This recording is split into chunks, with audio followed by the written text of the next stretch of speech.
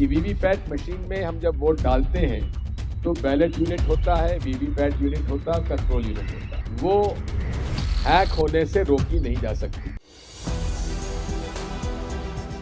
मध्य प्रदेश के पूर्व मुख्यमंत्री दिग्विजय सिंह ने ईवीएम वीवीपैट को लेकर अब तक का सबसे बड़ा खुलासा किया है। जैसे ही ये खुलासा हुआ है, चुनाव आयोग भाग खड़ा हुआ है, किसी तरह का कोई जवाब देने के लिए तैयार नहीं है। अरे यहाँ पर जवाब देना तो छोड़िए, चुनाव आयोग मुंह छुपाने को मजबूर हो गया है। तो फिलहाल क्या बयान दिया है दिग्विजय सिंह ने, कैसे बाकायदा डिमॉन्स्ट्रेट करके बताया है कि ईवीएम हैक होती है, पहले आप दिग्विजय सिंह का बयान सुनिए। फिर इससे जुड़ा चुनाव आयोग ने क्या जवाब दिया है, वो भी सुप्रीम कोर्ट में, मैं आपको बयान सुनाती हूँ। ये बात सर्वविदित है कि कोई मशीन जिसमें चिप डली हो वो हैक होने से रोकी नहीं जा सकती, वो टेम्पर प्रूफ हो नहीं सकती। ये एक सर्वविदित है और विश्व में सभी जितने भी कंप्यूटर साइंस के प्रोफेसर्स, इंटेलेक्चुअल्स हैं, इस बात से सहमत हैं। अब प्रश्न ये आता है कि वीवीपैट मशीन में हम जब वोट डालते हैं तो बैलेट यूनिट होता है, वीवीपैट यूनिट होता है, कंट्रोल यूनिट होता है। चिप जो है वीवीपैट यूनिट में होती है और कंट्रोल यूनिट में, जिसमें कि काउंट होता है, बैलेट यूनिट में नहीं रहता। अब बैलेट यूनिट जो है वो वीवीपैट से जुड़ता है सीधा केबल के माध्यम से, कंट्रोल यूनिट में नहीं जाता। अब वीवीपैट यूनिट में चिप डली हुई है और जब चिप डली हुई है उसमें सॉफ्टवेयर डला हुआ है। तो सुना आपने, दिग्विजय सिंह का कहना है ये पूरा का पूरा वोटिंग सिस्टम 3 चीजों से मिलाकर बनता है, ईवीएम, वीवीपैट और कंट्रोल यूनिट। वीवीपैट और कंट्रोल यूनिट में चिप लगी होती है और ये सर्वविदित सत्य है कि जिस चीज में चिप लगी होती है उसे हैक किया जा सकता है। तो दिग्विजय सिंह ने जो बयान दिया है, मैं आपको एक एक जुड़ी उससे खबरें दिखाऊंगी और इसी के साथ ये भी बताऊंगी कि चुनाव आयोग ने इस पर क्या जवाब दिया है, वो भी सुप्रीम कोर्ट है। लेकिन सबसे पहले बात करते हैं हैक करने की। जो हैक करने को लेकर दिग्विजय सिंह ने बयान दिया है, ये सच भी साबित हुआ है। अमेरिकी साइंटिस्ट ने बकायदा हैक करके दिखाया है कि ईवीएम को कितनी आसानी से हैक किया जा सकता है। खबरें भी मौजूद हैं। खबर आप देखिए, इसमें लिखा भी है कि ईवीएम में छेड़छाड़ होना संभव, अमेरिकी विशेषज्ञ, तो अमेरिका जो कि सुपर पावर है, इस हैकिंग के चलते ईवीएम का इस्तेमाल नहीं करता है। वहां पर बैलेट पेपर से चुनाव होता है, लेकिन भारत में ईवीएम से चुनाव होता है, जबकि ये पहले ही प्रूफ हो चुका है। 2018 में ही प्रूफ कर दिया गया था कि ईवीएम को बड़ी ही आसानी से हैक किया जा सकता है। तो ये तो हुई चिप की बात, ईवीएम की बात। अब बात करते हैं वीवीपैट की पर्चियों की। वीवीपैट की पर्चियों की अगर बात की जाए तो इसको लेकर दिग्विजय सिंह ने मांग की है कि जो वीवीपैट की पर्चियां होती हैं, जिसमें चिप लगी होती है, जिसमें सॉफ्टवेयर लगा होता है, हम बटन दबाते हैं और दिखाई देता है कि हम सामने कि हमने किस पर वोट किया है, वो पर्ची एक बॉक्स में गिर जाती है। वो पर्ची बॉक्स में ना गिरकर मतदाता के हाथ में दे दी जाए। दिग्विजय सिंह का कहना है कि ये पर्ची हम जाकर बैलेट पेपर में डाल देंगे और अगर शंका होगी तो इन पर्चियों को गिन लिया जाएगा।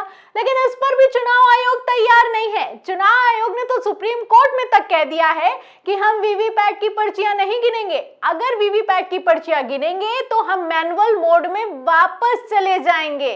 क्या कहना है चुनाव आयोग को, आपको बयान नहीं याद है तो मैं खबर भी दिखाती हूँ। खबर आप देखिए जनसत्ता की। देखिए इसमें लिखा है कि सभी वीवीपैट पर्चियों की गिनती की मांग के लिए एडीआर पहुंचा सुप्रीम कोर्ट। चुनाव आयोग ने मानी मानवीय त्रुटि की बात। जानिए क्या है पूरा मामला। तो ये बहुत पुरानी खबर नहीं, सितंबर 2023 की खबर है। मानवीय त्रुटि मान रहे हैं, लेकिन इन सब के बावजूद भी पर्चियों की गिनती करने के लिए तैयार नहीं है। अरे पर्चियों की गिनती क्या करेंगे, ये सवाल तब खड़ा हो जाता है जब ये लोग वीवीपैट तक को नहीं संभाल पा रहे हैं। ये है चुनाव आयोग, ये है देश का लोकतंत्र। देश के लोकतंत्र को मजबूत करने के लिए विपक्ष सवाल खड़ा कर रहा है, चुनाव आयोग जवाब देना तो दूर की बात है, जो ईवीएम गायब हो गई है, जो वीवीपैट गायब हो गए, उस पर तक जवाब देने के लिए तैयार नहीं है। और ये तो कोई विपक्ष का नेता नहीं, आपको बता दूं पूर्व चुनाव आयुक्त का बयान है। देखिए एसवाई कुरैशी पूर्व मुख्य चुनाव आयुक्त ने कहा कि कुछ वीवीपैट का खराब होना सामान्य है, लेकिन 6.5 लाख वीवीपैट खराब निकलना ये एक गंभीर मामला है। ये गंभीर मामला है कि भैया चलो 100-200 खराब हो गई, 6.5 लाख वीवीपैट खराब निकली हैं। दूसरी तरफ सुप्रीम कोर्ट में चुनाव आयोग ये भी मान रहा है कि इसमें गलती हो सकती है, लेकिन फिर भी पर्चियों की गिनती क्यों नहीं हो रही है, सबसे बड़ा सवाल यही है। इतना ही नहीं, आपको बता दूं कि जो ईवीएम गायब हुई है उसको लेकर भी अभी किसी तरह का कोई स्पष्टीकरण निकलकर सामने नहीं आया है, और ये जवाब किसी और में नहीं, आपको बता दूं आरटीआई की रिपोर्ट में निकलकर सामने आया। आरटीआई में सवाल किया गया था, तब जवाब निकलकर सामने आया था कि 2 साल में 19 लाख ईवीएम गायब हो गई। अब ये ईवीएम कहां चली गई, सवाल खड़ा होता है, क्योंकि ईवीएम जो है ये आम आदमी के यूज की चीज तो है नहीं कि गायब हो गई, कोई चोरी कर ले गया। ईवीएम कहां गई है ये सवाल है, और इसका भी जवाब नहीं आया। तो ये है ईवीएम और ये है वीवीपैट, जिसको लेकर जो जवाब दिए गए, जो खबरें हैं वो मैंने आपको सुनाई। इसी के साथ अब मैं आपको एक बयान भी सुनाती हूँ। आपको बता दें, दिग्विजय सिंह ने हमारे चैनल के साथ बातचीत की है, और इस बातचीत में उन्होंने बताया है कि चुनाव आयोग से हम लोग अगस्त से समय मांग रहे हैं मिलने का, लेकिन चुनाव आयोग मिलने के लिए तैयार नहीं है। क्या कुछ कहना है दिग्विजय सिंह का, बयान सुनिए। जितने देशों में आज ईवीएम है, ऑस्ट्रेलिया में ईवीएम से वोट डलते हैं, लेकिन वहाँ सॉफ्टवेयर उन्होंने पब्लिक डोमेन में डाला हुआ है। तो आप कोई भी व्यक्ति चुनाव वोट डालने के पहले उसको चेक कर सकता है कि भाई सॉफ्टवेयर जो डला है उसमें कोई मैलवेयर तो नहीं है, उसको उसमें इस तरह से प्रोग्रामिंग तो नहीं की गई है कि हम वोट कहीं डालें, दिखे कुछ और छपे कुछ। इन सब बातों पर हमें चर्चा करना चाहिए, और हम लोगों ने कुछ प्रश्न रखे थे जो कि सिविल सोसाइटी के साथ बैठकर हम लोगों ने तैयार किए थे, और माननीय चुनाव आयोग को हम लोग अगस्त से अनुरोध कर रहे हैं कि हम लोग आपसे मिलना चाहते हैं। आप देख लीजिए कि लगभग 18 पॉलिटिकल पार्टीज के लोगों ने समय मांगा है, लिखित में समय मांगा है, और वो माननीय चुनाव आयोग हमसे बात करने के लिए तैयार नहीं है। तो सुना आपने, दिग्विजय सिंह का कहना है कि पहली बात तो यह है कि ईवीएम दुनिया के शक्तिशाली देशों में इस्तेमाल नहीं होती, और दूसरा यह है कि अगर इस्तेमाल भी होती है तो जो सॉफ्टवेयर इसमें लगा हुआ है वो पब्लिक डोमेन में मौजूद है। अगर पब्लिक चाहे तो उसे जाकर चेक कर सकती है, देख सकती है, लेकिन ये लोग ना सॉफ्टवेयर देने के लिए तैयार हैं। और जाहिर सी बात, सबसे ज्यादा गौर करने वाली बात यहाँ पर यह है कि चुनाव आयोग मिलने का समय नहीं दे रहा है। 14 राजनीतिक दल मिलने का समय मांग रहे हैं, लेकिन चुनाव आयोग 4 महीने से मिलने के लिए तैयार नहीं है। यह है चुनाव आयोग की हालत। आप देख सकते हैं कि इंडिया गठबंधन ने ईवीएम के खिलाफ मुहिम छेड़ रखी है। अखिलेश यादव, मायावती, संजय राउत, लगातार बयान निकलकर सामने आ रहे हैं। इन बयानों का स्पष्टीकरण तो देना तो दूर की बात है, चुनाव आयोग कैसी बहकी बातें कर रहा है, यहां पर समझने वाली बात है। फिलहाल मैं आपको बता दूं कि चुनाव आयोग की जो निष्पक्षता है, इस पर तो गंभीर सवाल तभी खड़े हो गए थे जब चुनाव आयुक्त की नियुक्ति से सीजीआई को हटा दिया गया।